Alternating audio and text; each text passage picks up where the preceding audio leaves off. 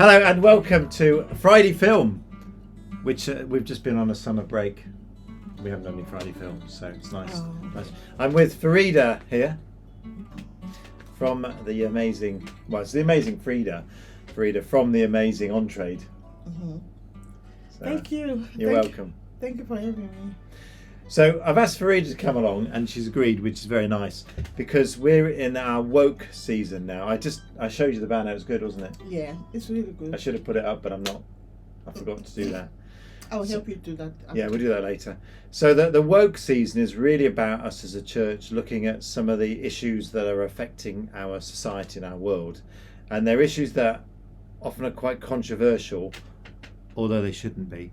And people get quite upset about them, although they shouldn't really. So we're calling it woke season, partly just to annoy people and partly to get people talking. So, we got questions, haven't we? Yeah. Do you want to introduce yourself, or should I just ask you awkward questions? Yeah, briefly. Yes, so some of you might already know me. So my name is Farida Dube. I'm the service manager at Entraide, based here at Three Trees, the amazing Three Trees community place. Yes, that feels like home. Yes. So yeah. So obviously at Entraide, we support. I manage a service, a refugee and migrant service. Within the service, we have different projects. Yeah. One of them is a befriending service. That's for a reason, and I'll explain that. We have a core service. We call it a core because that's our main service, which involves immigration support, casework, emotional support, and all. And a lot of paperwork and assessments. So that's our core service because it covers housing, benefits, immigration, and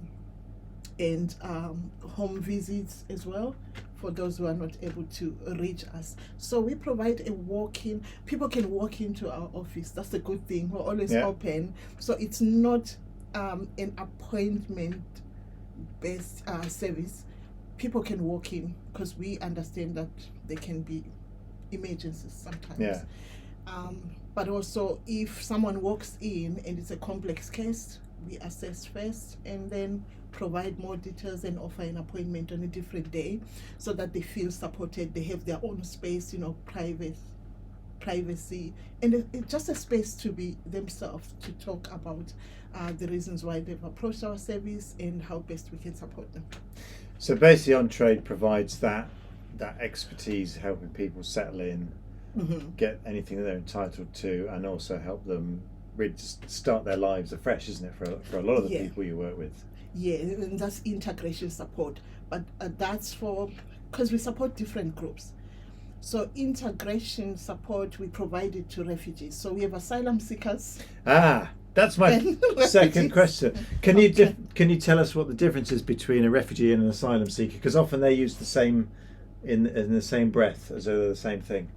Okay, so obviously a refugee is someone who the Home Office has proved that they fear of persecution, and obviously they need protection. So can you give us some examples of why people would be a refugee? Yeah. So when someone arrives in the UK, for example, for the first time, there's different ways in which people arrive in the UK. It's either on a student visa, work permit, spousal visa, or study visa. However, we have some that you might have seen even on television, and that's the most popular group, asylum seekers who travel to the UK via the sea, the boats. Unfortunately, some people lose lives on that route. Now, as soon as they arrive, before you think about a refugee, that whole group, as soon as they arrive, there's UK border force in each and every port of entry, whether it's through Italy, France. There's UK border force who actually assess them from there, place them in a holding center. It's like a detention center. However, by law, they should be in the holding place for at least 3 days while the Home Office is assessing them, an initial assessment to find out why they are in the UK and why they Right. chose that route. Now, that's an asylum seeker journey which eventually becomes a refugee to Right. so many. So when someone first arrives like that, they're an asylum seeker. They're an asylum seeker. It's the first thing they say to the Home Office, I'm here to claim asylum. Right. And then the reasons vary. It could be they are persecuted because of their gender, LGBT background, Yeah. in which in most African countries it's a taboo. So we've known people here as part of the church life as well who have fled home countries because they're gay, Yeah. and also people have fled because of political reasons. They're threatened by the government because Yes, they didn't agree with the because government. of their political affiliation. Sometimes it's even a dispute at home. At home, probably maybe families not getting along for one reason or another. It could be based on religion as well, because the family Yes. the whole family can be a Muslim family, and then one or two children decide, no, we want to be Christians. Parents might not like that and they can leave. Or it's just a community thing whereby you come from a Muslim background, you've decided, no, this is not for me, this is how I've been raised, but I've found Jesus, I know Jesus now. Yeah. And then you start making your own decisions, informed decisions. The community itself might not be happy, apart from your relatives. And we find that hard to comprehend, people like me that have grown up in this country, because despite people going to other countries in a state, there is a freedom of religion and well, all the freedoms that we enjoy, we don't realise, or we don't always recognise that actually some people are genuinely at threat of being imprisoned, tortured and killed. Yeah. Usually in that order, but not necessarily. Just for either who they are or what they believe. And I think sometimes we forget that our country is blessed with that freedom. And that freedom, also the freedom to disagree. We can slag off our government as much as we like, but they don't kick our doors down and imprison us for it. No. Or stab us with a poison umbrella. Exactly. Yeah. Most of the stuff you can say on social media here, it's not maybe censored that much, or maybe the government might turn a blind eye a little bit, because people have a voice, people have freedom of speech, but in most countries, including where I come from, no, you have to be careful. Yes. Even if you're a singer, some people, asylum seekers we have met here, they've been poets, singers, maybe art, and all that. Sometimes other governments analyze that this person is a poet, what are they talking about? Yeah. As a poet, what are they talking about? And also, if you're singing, your lyrics are analyzed. It could be you're opposing the government. So it's all those things, and those people find themselves in trouble in the country, and then they choose to come here for safety. So when someone arrives, at that point, they are an asylum seeker. At that point, yes. So then they get assessed initially, and their status changes. Is that yes. correct? So they have to provide a statement. Once a statement has been provided, the Home Office itself would advise them to engage with a legal representative who will also assess that statement and guide them from there, and provide professional immigration advice. Now, during that assessment, if they establish that this person has no relatives here, no affiliations at all, they are destitute and homeless, they will end up in what we call dispersal hotel. So obviously they have contract with some of the hotels that used to be, it's not a 5-star hotel, those hotels that were almost closing down, business is not good, those are the ones they go for, and then just accommodate people while that statement is being assessed at the Home Office. Now, it depends case by case. Once the Home Office decides this person genuinely they're an asylum seeker, there is a lot of checks, background checks that the Home Office does, including social media, your background, and also whether your country really there is conflict going on, if it's about conflict or that. And this, sorry to keep interrupting you, this is really where the I think that the tension arises for people that have an issue with this, because that process takes so long, doesn't it? Mm-hmm. So people are in that status, or they're in a hotel or some sort of holding accommodation for a long time, and people don't always get that they're not just living in a hotel for the rest of their life. Mm-hmm. This is the delay is caused by the processing system. The processing. No one. I mean, I like a Premier Inn myself. I know that I love a Premier Inn, mm-hmm. but I wouldn't want to live in one for more than a week. I really wouldn't. No offense, Premier Inn. No. But anyway, they're not in Premier Inns. Mm. So, but I think people they get a hotel, and it's not all that, because you can't cook. There's no cooking, washing facilities. There's just nothing, and they get £9 a week to get by. The food isn't great because they have no choice of menu or anything. They just eat what they are given. And it is, I say, the delay is caused by the system. And that's really, I mean, my take on it. Mm. All the politicians will kick this around and blame other things and each other. But the issue is with the system of processing people. The issue isn't with the people, mm-hmm. or even probably the assessment system itself. Mm-hmm. It's how long it takes. Yes, there's a whole lot to consider, because they don't want to take someone's word for it. Like I said, they do background checks. If you've had a job in your country, you've really been you have connections, or you've taken part in any political demonstrations and all that, they need to investigate that.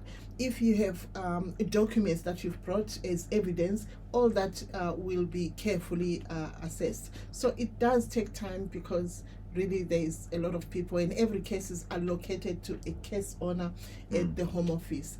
Depending on the investigations and the information provided by your solicitor, the same solicitor might be representing again 50 or 100 people.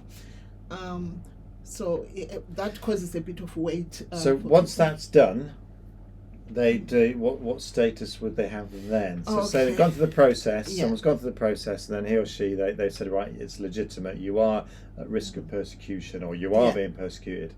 What happens then? Okay, good question. Thank you. Again, granting people is not the same. Some people are granted refugee status, 5 years. Some people are granted 3 years or 2.5. Right. With recourse. I think we're going to have to interrupt briefly, because there's people staring at the door. So some are granted refugee status based on humanitarian protection grounds. Yeah. That means at some point in their life, maybe within 5 years, the government will be assessing the conditions in their country. Potentially, they could go back home after 5 years. Right. But if that doesn't happen, or if nothing changes, whether it's political or economical issues, and some things will never change. If it's about your sexuality or religion, that might not change.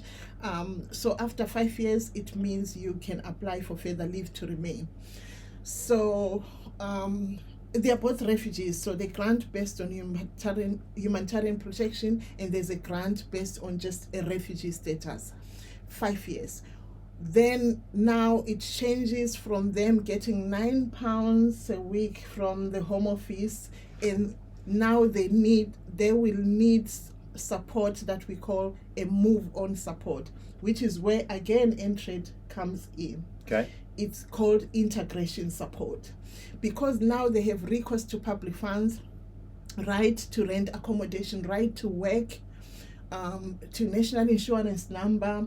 They don't know what this is, and that's where we come in to explain now their new life in the UK based on the status that has been granted by the Home Office. We then direct them in how to apply for temporary accommodation. So we can't even discuss social housing because it's another. Let's not get into housing. So temporary accommodation, access to employment, check whether they know what a CV is, take them through a CV, because we need to encourage them to get some form of work. Apply for universal credit. Applying for universal credit and national insurance number will be one of the priorities anyway. And that's what a refugee is entitled for. So and at that point, that person then starts becoming, starts living in wider society, because they have the rights to do all that, because they've been through the checks. Mm-hmm. And this is one of the many myths. I mean, in my experience, people that have come over in these circumstances, they want to work. And I was talking to someone from a job centre, and they're saying that the job centre is not full of people who were refugees. They're not all hanging around the job centre, and there are myths put about by people who may not be of goodwill to say that this is the assumption. In fact, my bathroom was fitted by. And one of the people who's been part of the church life here, I remember weeks of frustrated conversation where he wants to work, and he wasn't allowed to. So now he's got status, he can, and he's getting on with his life, and he's part of community, and it's great to see that. Exactly, they have so many background skills. 80 to 90% of the refugees that we meet, they do not want to be in benefits, because these are people who've been lawyers back home. Yeah, we've got teachers, lawyers and GPs, yeah. And the 6 young people that were working with Olivia in that project, can I say, they were lecturers back home.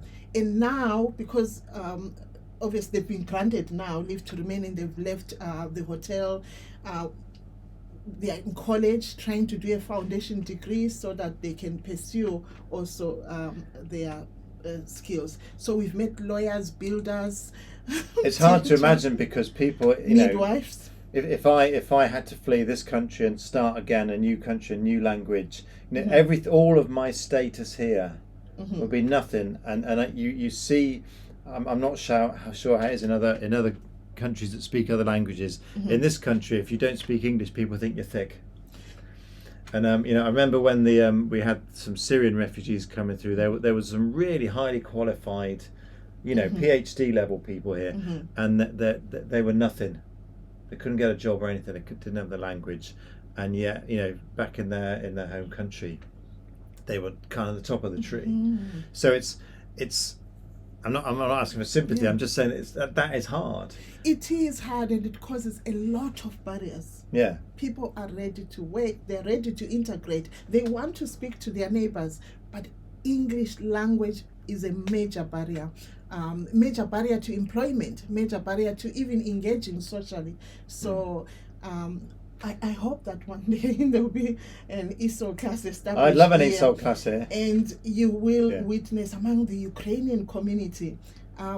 This is what I enjoy. I enjoy so much about this job, because during the assessments, when we receive new people, whether existing service users, in our conversations, you find out a lot about their skills, and they are ready to contribute. So can you give me a very quick snapshot, perhaps, of the demographics?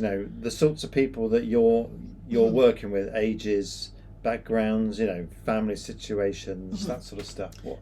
Okay. So and does it vary depending on where people have come from? Does that make a difference? In terms of age and family units, it doesn't make a difference. So our clients, because we have different schemes, we have also Homes for Ukraine in partnership with Solihull Council. Most of the homes clients in Homes for Ukraine scheme, families, right, or couples. Quite a few single people here and there, but most of them are families. They came as a family unit. Those who are probably single, or they traveled alone, it means probably something sad happened.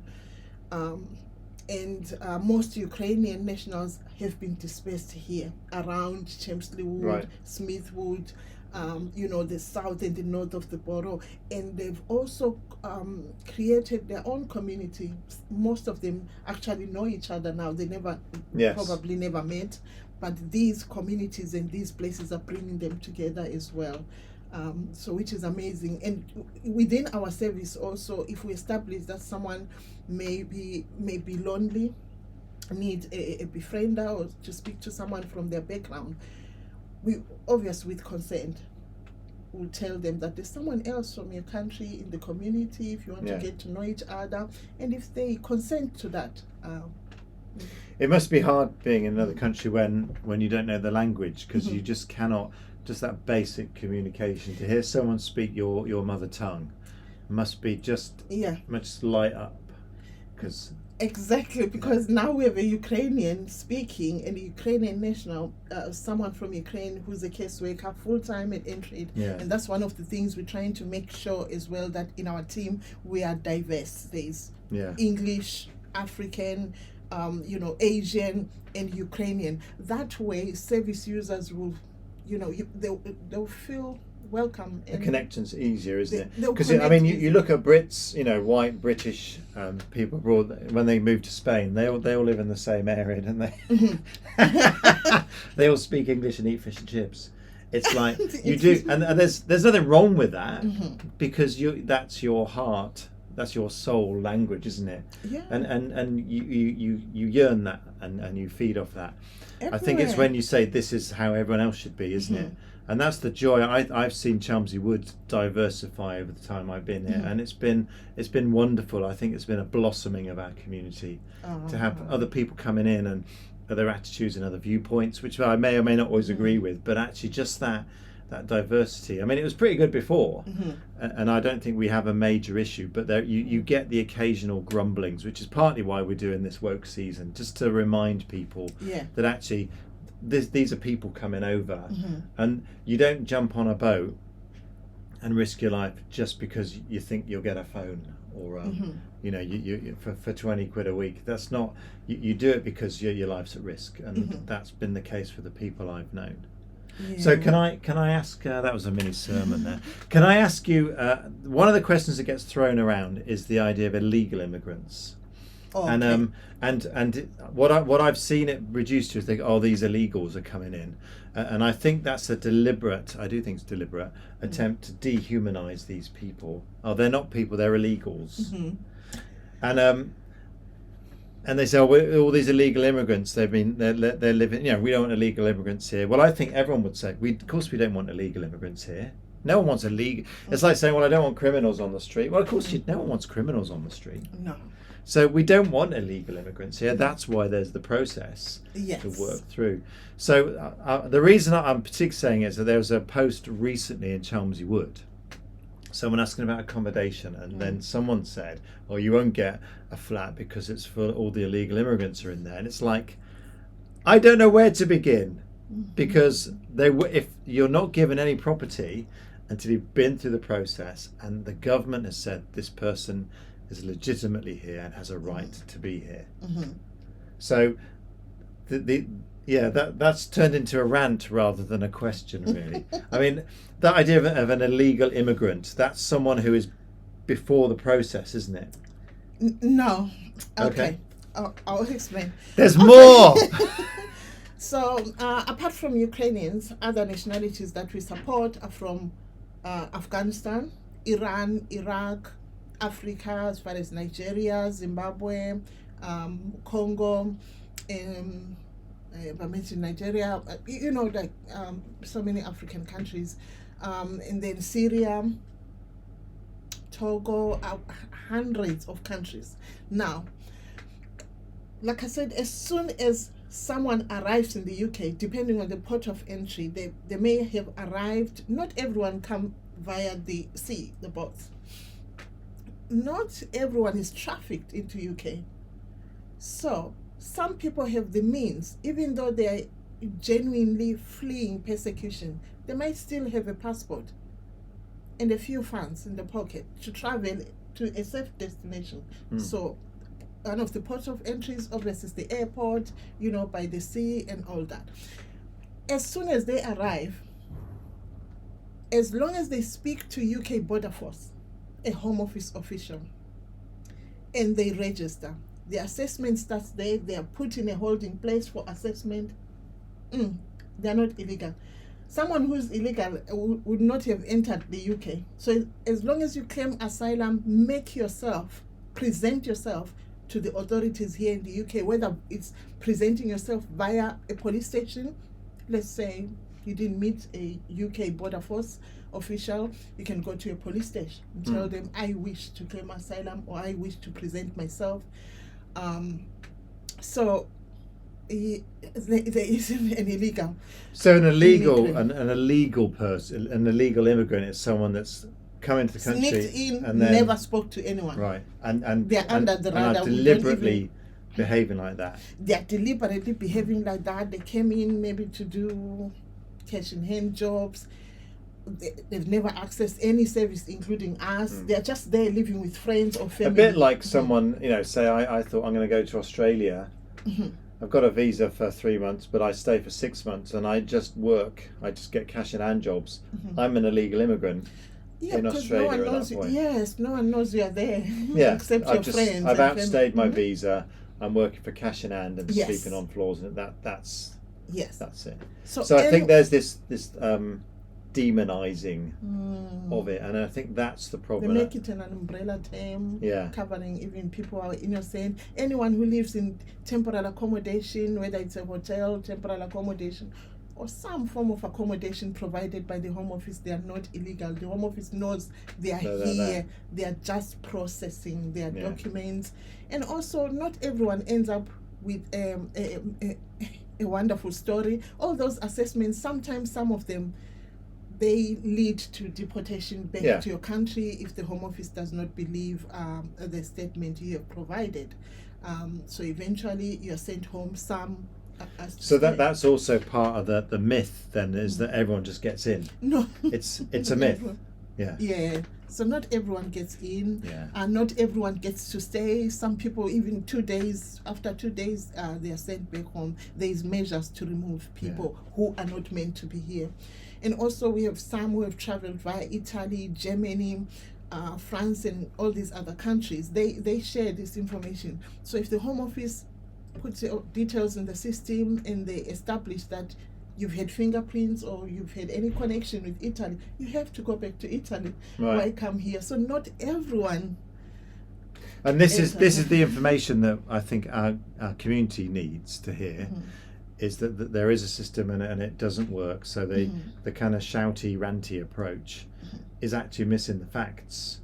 And there is an issue. Obviously, there was an immigration. People wouldn't flee their country if there wasn't an issue. And there are issues in our country around housing and around employment and training, all that kind of stuff. But it's not caused by this. In a sense, the people usually at the bottom of the heap are the ones that get caught up in it.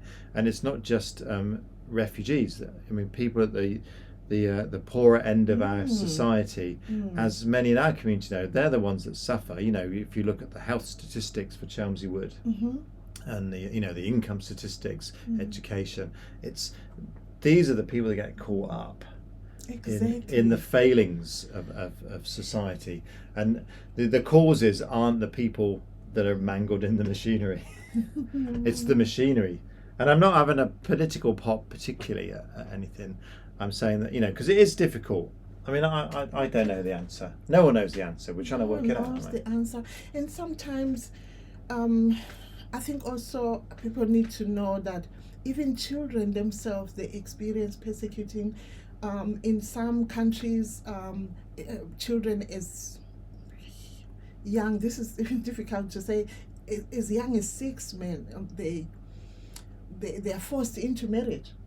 As young as 8, forced into marriage. Or if your child is an albino, you are persecuted.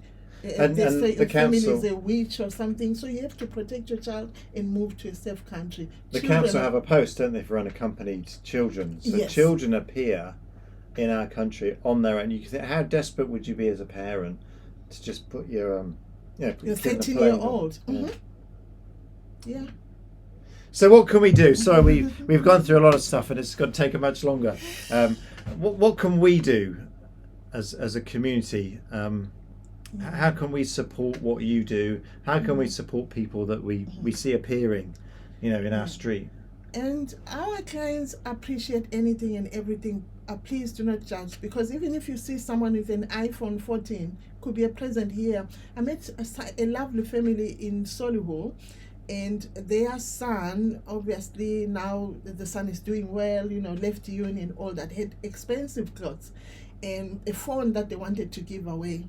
They gave me this box full of these nice clothes. And they live in Solihull. The gentleman is a lecturer, his wife is a teacher. They had so many expensive things to give away to our clients in Ramada. So for example, if someone is offered that and genuinely they don't have, and then if you meet them in the street, you wouldn't even know it's a gift. Yeah. And even here in Three Trees, we've received incredible gifts from the community. Now, when someone else is wearing that jacket or that suit, where did they get it? Where did they get it? The Home Office is putting them into a hotel, giving them iPhone phones, giving them £200 a week. They get £9 a week.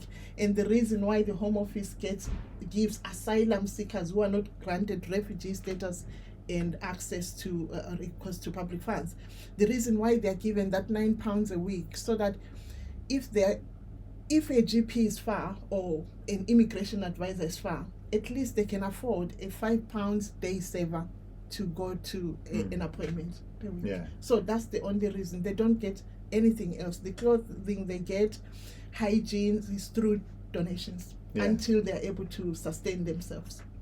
So there are practical things that we can do through giving things. But I think, probably start wrapping up. Okay, yeah. You got to go, haven't you? I think the best thing we can do, which I think Entraide demonstrate, and I think most of our community demonstrate, is compassion and showing Emotional understanding. support. Just showing people that you care and that you're interested, and that not judging, not assuming stuff. So, and I also think one of the best things we can do is to educate ourselves, so we know Have the situation. Yes. So we know why are people in this situation, what's really happening, and don't believe all these sort of statements that they're doing this is that. Find out the truth And find out for yourself from them. Our service users are ready to talk. They like sharing their stories and backgrounds. So conversations are very important. And through conversations, you can teach them about the culture here, social norms, social rules. And also, most importantly, they learn the language by you talking to them. Yeah. And they reply you back. So if you can support in that sense only, so that we cover these boundaries, these barriers in terms of language, I think that would be great. If you realize your neighbor is a refugee, they don't even know when the bean company is coming. Recently I helped a neighbor 2 doors down the road, and so at the end of the day, that only they would appreciate. They don't know, and giving directions. And it's okay to be curious. Be curious, ask answers, and not depend on the Daily Mail. The Daily Mail will tell you what you want to hear, and it will just promote this hate and division thing. Yeah. So that's where the walk comes in, and I hope it goes. Yeah. So thank you. show compassion and seek the truth. That's a very Jesus way of living. More than money, because money cannot buy you happiness. We all know that cannot buy you so many things. It's good, but at the end of the day, I think sometimes we forget that compassion, welcoming someone, just talking to them, even if you meet them at the bus stop, just making them feel welcome. So let's talk, let's have more conversation, exercise compassion like Jesus, and I think it's gonna be a good world. It'll work out.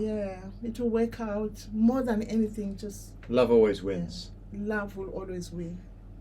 And thoughtfulness, don't judge. Unless you speak to someone, you'll get to know. Thanks. Well, thanks, Farida. Thanks for all you do and all you have done and all you will do. And to all the staff at Entraide. Thank you. Thank you. Thanks, Farida. Thank you. Thanks for watching. See you the next time. Won't see Thank you you. the next time, but See you next time. Bye. Bye.